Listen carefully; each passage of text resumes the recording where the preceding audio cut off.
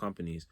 But watch this. Again, those immigrants are getting exploited because there's all those Indians that work on Silicon Valley, all those Asians that are working at these financial firms and stuff. The salaries that they're getting are lower than the salaries that would be for the typical American at that position. So these companies are passing up on qualified blacks. This is why black people are mad. We've been calling out a lot of these companies for years. So much that we've given them class action race lawsuits. We've sued them for racism. Tesla, Bank of America, all these places, Citigroup, all these places.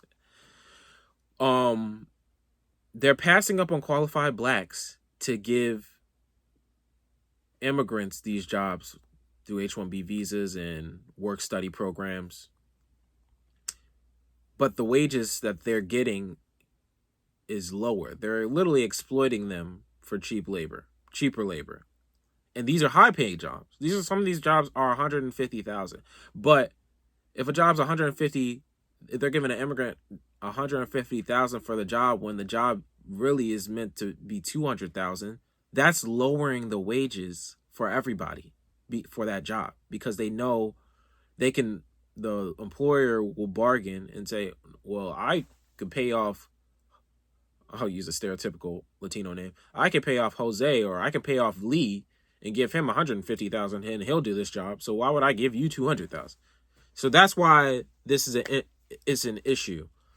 I didn't mean to go on a tangent with that, but I'm saying this is the kind of talk that is seen in the comment section, where a lot of people will use these mayonnaise talking points about black laziness, about black victimhood, about black criminality, and not even be black, because in this case, we're talking about Asians and Latinos sometimes saying this stuff in the comment section, but they're using white supremacist talking points. They're using mayonnaise. They're drinking from the mayonnaise jar and saying a lot of this misinformation or information without context, which is pretext and lies. There was one more. So usually I touch on the criminality, I touch on the immigration thing. There's one more thing that always comes up, that these three things are the majority and bulk of the arguments that you see online.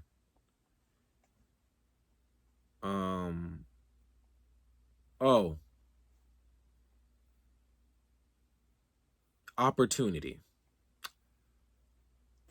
A lot of mayonnaise supremacists like to refute that there is any racism left. Or they'll say that racism is there, but then when you point to a specific instance of racism, they'll do everything they can in their mayonnaise ideology and their mayonnaise mindset to deny it. They say blacks are given the opportunities that everybody else is. It's just that they culturally don't take advantage of it. They culturally, as a people, you are responsible for your endeavors and your mishaps. You're responsible for what you do in this life, which is true. We are all responsible for what happens, what we achieve. However, certain people, specifically talking black people and other groups, but specifically black Americans, have 1,000 hurdles thrown at us in front of our finish line. So if we're in a race, your white buddy might have a clear runway to the finish line. The black buddy's got to deal with spikes. He's got to deal with rocks being thrown at him, people spitting, calling him a nigger. He has to deal literally with 1,000 obstacles. Oh, and he started the race later because they didn't allow him to run just quite yet. They allowed everybody else to get a head start of him. So that's the history of America, honestly. With black Americans, we had to deal with slavery, we had to deal with redlining, we had to deal with Jim Crow laws, we had to deal with black codes, we had to deal with prison to school pipeline, mass incarceration, real estate exploitation, sunset downtowns, predatory lending everybody has to deal with, but the subprime mortgages were actually very much targeted at blacks during the recession. Low income blacks who had to deal with medical experimentation during the Tuskegee experiment. Yeah, I mean, like, there's so many instances, massacres, lynchings, the destruction of Black Wall Street, the Wilmington insurrection, the Colfax massacre, the drowning of black neighborhoods underwater, which gave you Lake Lanier, and Seneca Village used to be a black neighborhood. They gentrified and destroyed that and restructured and drowned that neighborhood. Like, there's so many instances of black attack and black assault. The United Nations has every right to say that the United States owes us reparations, and that our rights as humans over in this country have been massively violated. But in the white mayonnaise supremacist mind, not just white, we're just making excuses, and everybody has the same opportunities. So what you'll see me in the comments saying is mayonnaise talking point. Obviously, you always start with the mayonnaise. You always start with the mayonnaise jar. And I'll say, not only is your talking point extremely incorrect, it's just not based in reality. It's not based in fact. If I'm talking to and I have one more actually point out to this. If I'm talking to a white person or somebody who denies the struggle of, or denies systemic racism, sometimes these are even black people, black women, black men, I'll say, then why is it that white Americans can get a loan for being in a majority white zip code because of redlining? Essentially, there's modern day redlining, which is through these racist algorithms. They're even finding ways that the majority of underwriting doesn't happen with people anymore; it's through machines in a system. But they're data engineered now, even so, to still discriminate against blacks. The majority of data engineers actually, this is kind of a red flag. The majority of data engineers that are writing these algorithms are actually white. That's not the only reason. That's not the reason just why. I think that's a red flag if there's no diversity or no inclusion in those spaces for non-white men. If it's majority white men, then it's going to have a bias. But that's not the only reason why the algorithm is saying that. They're earmarking these territories of riskier zip codes with majority black people and non-risky zip codes with majority white people or non-whites, using the old system, which was these maps written in red that said these were risky black areas. The old system of redline. They're using old maps. They're using a lot of financial instruments that negatively affect black people due to racism. They're using that as a requisite for making their decisions. For example, I read an article that says, hey, one of the things that is causing these decisions to be made when it comes to a black person applying for a loan and getting denied is that the mortgage system says areas where there are people that would apply less often and accept higher offers, loans with essentially bad deals, loans with higher interest rates. They're what they call them, non-shopping applicants that wouldn't shop around for better deals, better loans. This reflects negatively in their application process for applying to get a loan, because the bank or institution sees them as more desperate, more likely to default on the money that they could possibly give them, because they're not really financially active. The reason why this is a issue, why this is affecting black people negatively, watch this. These institutions don't put a lot of their banks and buildings in a lot of black neighborhoods or some of these areas.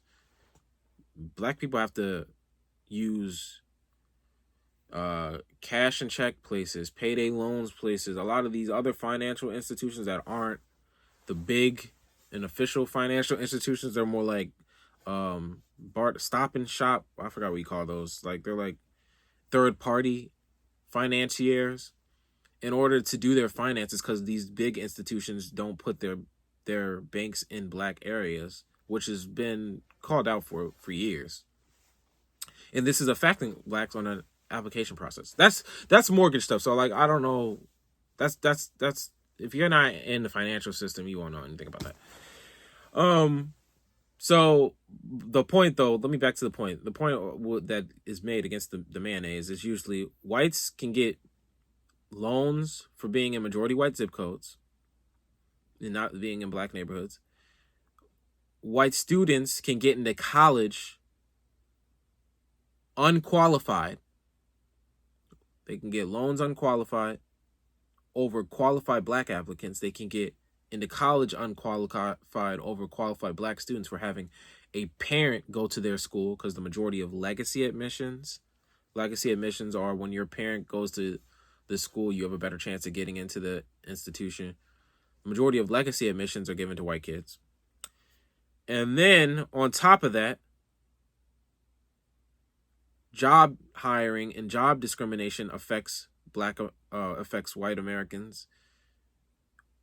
If you have a white sounding name on an application, you have a better chance of getting the job. They've done numerous studies on this. You have a better chance of getting a callback than than black and Asian sounding names on an application. There's been studies even done that said a white person with a criminal record, a white man with a criminal record has a better chance of getting a callback than a black person with a degree and no criminal record. A white person with an extensive criminal record has a better chance of getting a degree, getting a job, than a black person with a degree. Then a black person with a criminal record, you're not getting nothing. You ain't getting no callbacks.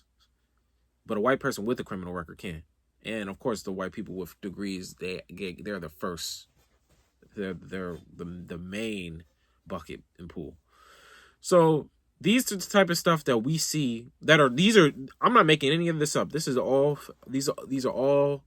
facts. This is completely factual. You look this up on Google, everything I'm saying. There's a number of think tanks, 1,000 think tanks or research forums and institutions have articles. You'll find a bunch of articles on the stuff that I'm saying online. However, because of how much mayonnaise is in these social media platforms, this stuff is gone completely on the wayside, and people are allowed to say these stereotype-based or racist ideologies online. Mayonnaise supremacy. So, mayonnaise supremacists will always bring up criminality. They'll also always bring up culture. They'll always bring up,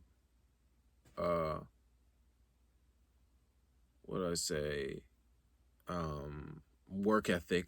That's usually like a lot of immigrant mayonnaise supremacists or non-white, more brown mayonnaise supremacists bring up. And then lastly is like the one that's coming from the mayonnaise supremacy that's coming from our own community, from the black community itself. A lot of sisters, black women sometimes, because of their experience with black men, which I'm going to do a whole separate video for, by the way, they'll bring up a lot of their hatred online. It turns into like, they say misandry doesn't exist because sexism exists, but that's a different... it turns into black male misandry, where they're using a lot of mayonnaise talking points, mayonnaise supremacist, white supremacist talking points about black men, saying that black men are deadbeat fathers, saying that black men are evil, that we're gaslighters, that we're constantly killing and beating up black women, which there's sections of us that are, but I mean, they use that for the general term for all of us. They cast us in a general bucket.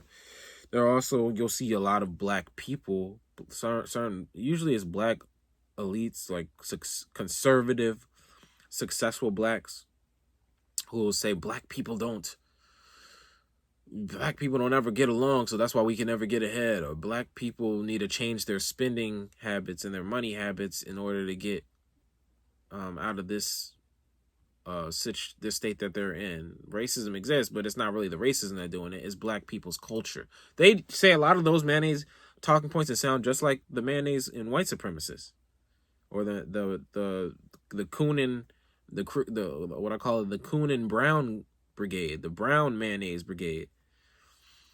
Some of the immigrants are non-blacks that are like, you know, brown minorities, Indians, Asians.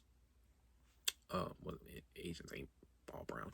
Indians, Asians, Latinos, Black Caribbeans, Africans, all these non-black American people that come over here that do somewhat decent. They try to use their culture as they try to weaponize their culture against black American culture and say black American culture is the reason why blacks are in the situation that they're in, which is BS, because if it wasn't for black Americans, a lot of these groups wouldn't even be over here. With our civil rights movement help set milestones in this country that allowed for other groups to be able to come over here and be successful, but that's a different conversation we'll get into. But back to the sisters and the elite blacks' attitude towards black Americans and black American cultures and black men. They repeat a lot of mayonnaise talking points about fatherlessness, abuse. You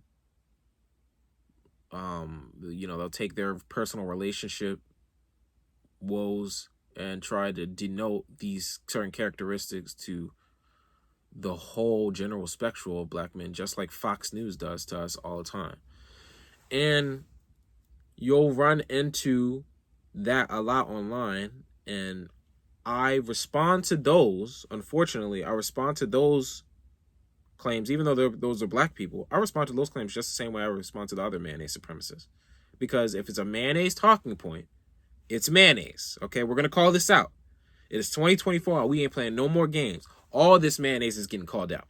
Okay? And I'll say, first of all,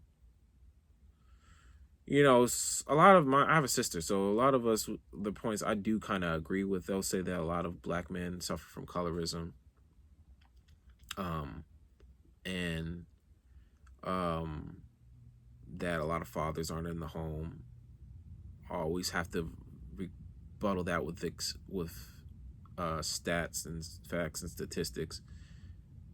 Yes, I think a lot of black men suffer from colorism. This is another video I'm going to get to, but I'm just going to talk about it a little bit right now. Yes, I do think some black men suffer from colorism, but I also think that a lot of the same way black men suffer from colorism at young ages and grow out of it, I think a lot of young black girls suffer from this like kind of like thug championing, like minstrel picking, or having affection for bad boy types, and that puts them in these situations where they are dating somebody that could potentially be abusive to them. So I think this quote-unquote disconnect with black love is a 50-50 ordeal. You know, a lot of sisters like bad boys, or they're like negative representations of black men who perpetuate these awful stereotypes. Is never a fault. It's never the fault of a black woman for getting abused, but it is the fault of her for specifically falling in love with toxic dudes that would abuse you, toxic men. You don't have to date somebody that is of that essence and caliber. If you date somebody that respects and loves you, you won't have to deal with some of these issues. So that's one of the things that come up. Also with black elites talking about blacks need to change their spending habits and all this. Blacks need to change the way that they're thinking and unify and all this stuff. First of all, mayonnaise talking point. Black people have accomplished everything that they need to accomplish in this country. They've done everything right in some instances and still been hit with these hurdles. We've had great financial literacy in the past. We had a Black Wall Street, and what happened with that? A white mob came in and bombed them niggas to the tune of 1,000 tunes and completely destroyed prospering black neighborhoods. So it's not black people's spending habits that is preventing us from progress. That's just a mayonnaise talking point. That's mayonnaise supremacy. Every time black progress is afoot, there comes a backlash to set us back. There comes a white mob that pops up and starts killing. Birth of a Nation. They printed out in newspapers that black men were going around raping white women, and then out of nowhere, this is all after a black person got elected to office, and then out of nowhere, these white mobs are going around attacking black politicians and burning black businesses and killing black folks. That happens. That story's happened. There are over 100 massacres from 1865 after the slavery was made illegal. There were 100 massacres from that time period to 1965 when Martin Luther King had his civil rights movement, or had his victories in the civil rights movement. So it ain't just us. It's 50-50. We have a say in what our fate is, but we're getting assaulted and attacked by these racist militant campaigns. Constantly. Racist mayonnaise ideologies constantly. The mayonnaise brigade, the mayonnaise monsters are constantly attacking black people. Let's not play games here. So you'll see a lot of that type of rhetoric in the comment. That's all I'm going to say. And it has to be called out. You need to hit them back hard, heavy, hit them with facts, and be occasionally petty with them so they can understand what they're saying is off key. It's off base and petty as well. You know what I'm saying? So that is the essence of this video. A combating of mayonnaise supremacy. Do not be fooled by casual instances of niceness that are backhanded compliments or backhanded statements, but are in reality just mayonnaise. If a white liberal person or somebody who's liberal says that black people, the reason why black people have low test scores is because a lot of them can't afford books or something like that. First of all, I'll say there are a lot of, not everybody who's black is poor. One, it's not that we all can't afford books. That's ridiculous or something. Like, two, test scores. Some of these tests have a cultural bias. Yeah, you have to really sit down here and attack every. A lot of these statements come on the back of tropes that are already debatable or contested. So you have to literally pinpoint each mayonnaise spot in someone's argument and contest that. Okay. So that's the basis of this video is, mayonnaise supremacy. It's subtle, but it's racism it's soft racism. It's racism in a very bearable and casual manner. And that's what mayonnaise is like. On your sandwich, you see mayonnaise, but too much of it is bad. Like, it's sloppy. It sticks out. They're drinking from the mayonnaise jar.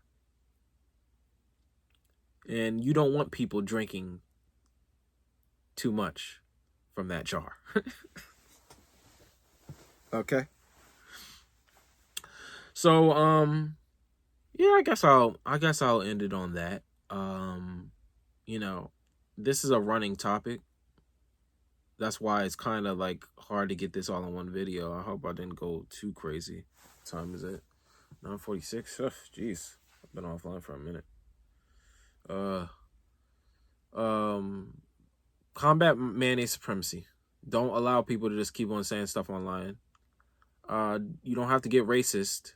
Don't get too racist. Go down the racist rabbit hole because you'll end up just like them. But we will be rebuttaling and fighting back against some of these false claims because you have to. It's going to create an environment of misinformation if you don't. People will believe this stuff. The best defense to mayonnaise and chocolate mayonnaise, the Candace Owens types, the Larry Elders, the ones that are coming that are black saying this, the Hodge twins and Jason Whitlock and a lot of these people. Even Charles Barkley says some chocolate mayonnaise stuff. Sometimes I'm like, what is it? That sounds like a coon. The best way to do is to combat them with facts, stats,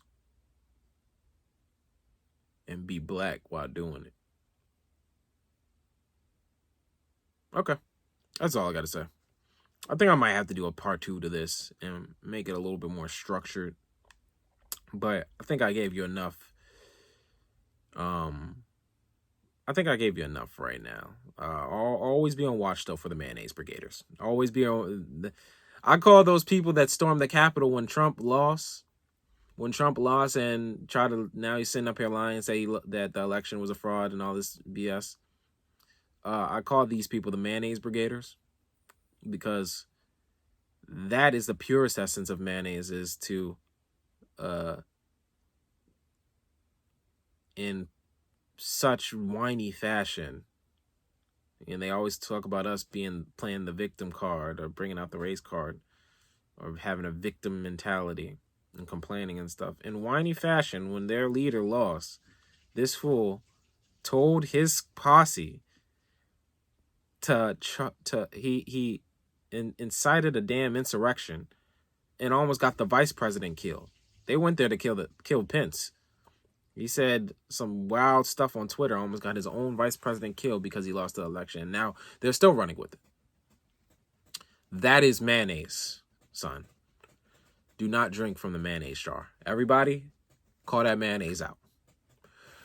Your boy Mike Fulahope. That's all for now. I will give you some more podcasts in the future. I'm going to try to make this consistent for the next month. We're going to try to get one. And I told myself my goal was to get at least 10 episodes. I think this is episode 6. It might be episode 7, but I think this is episode 6. We're going to get some more podcasts in. Plethora of different topics I have to go into. I think my next video, I guess I got to tell you now. I think next video, I think I'm going to do a Baltimore versus DC versus Anne Arundel versus PG County video. Because I want to get those different cultures. So I want y'all to know the DMV culture like that. In DC VA. And then might do some other ones. I have to do a sports one. I don't typically like to do political ones and race ones super often, but like this one was a race one. Technically this one, there will be more like this in the future, but stay tuned, y'all. I love y'all for watching my stuff. So we gonna get it in and we're gonna have some fun for real. So your boy out, Mike Fulahope. Talk to y'all soon. Stay blessed. Thanks.